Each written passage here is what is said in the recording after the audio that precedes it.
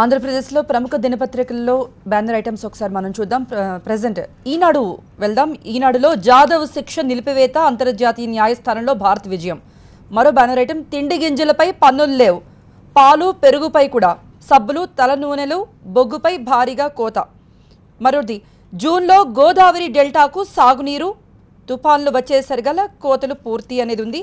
ఈనాడు తర్వాత ఆంధ్రజ్యోతికి వెళదాం. ఆంధ్రజ్యోతిలో కూడా ఉరి ఆగింది, జాదవ్కు అంతర్జాతీయ న్యాయస్థానంలో ఊరట, రైతుకు దన్ను, అన్నదాతకు సకాలంలో నీరు, కౌలు రైతు కోసం కొత్త చట్టం. మరో ఐటమ్ 9,000 స్కూళ్లు రద్దు, 50 లోపు విద్యార్థులున్న ఉన్నత పాఠశాలలు మూత అనేది కూడా ఒక బ్యానర్ ఐటమ్ మనం చూడొచ్చు. సాక్షికి వెళదాం. సాక్షిలో నిత్యావసరాలు మరింత చవక, పన్ను రేట్లు ఖరారు చేసిన జీఎస్టీ మండలి. శ్రీకాకుళం జిల్లాలో నేడు రేపు జగన్ పర్యటన. మరోది రెచ్చిపోయిన తణుకు ఎమ్మెల్యే అనేది బ్యానర్ ఐటమ్గా సాక్షిలో ఉంది. ఇవి ఏపీలో మీకు ప్రధానంగా కనిపిస్తున్న వార్తలు. ఇక తెలంగాణ విషయానికి వద్దాం. తెలంగాణ దినపత్రికల్లో ముందుగా నమస్తే తెలంగాణ దినపత్రికలో మనకి సైబర్ అటాక్, ప్రపంచాన్ని వణికిస్తున్న సైబర్ అటాక్ కు సంబంధించిన వార్త, సైబర్ వార్ కు సిద్ధమైన అనే ప్రధాన శీర్షికతో కనిపిస్తోంది.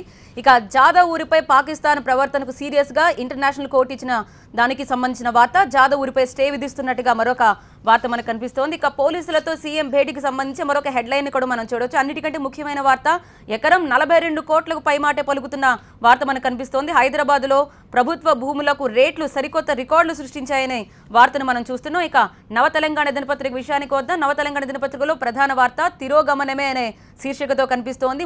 మోడీ 3 ఏళ్ల పాలనపై నినాదాలు చేస్తున్న ఏపీ సీతారాం ఏచూరి సిపిఎం రాష్ట్ర కమిటీ సమావేశంలో మాట్లాడుతున్న వార్త కనిపిస్తోంది. ఇక ఇక్కడ కూడా మనకి మరొక ప్రధానమైన వార్త, జాదవ్ ఉరి శిక్షపై స్టే విధించింది ఇంటర్నేషనల్ కోర్టు అనే వార్తను మనం చూడొచ్చు.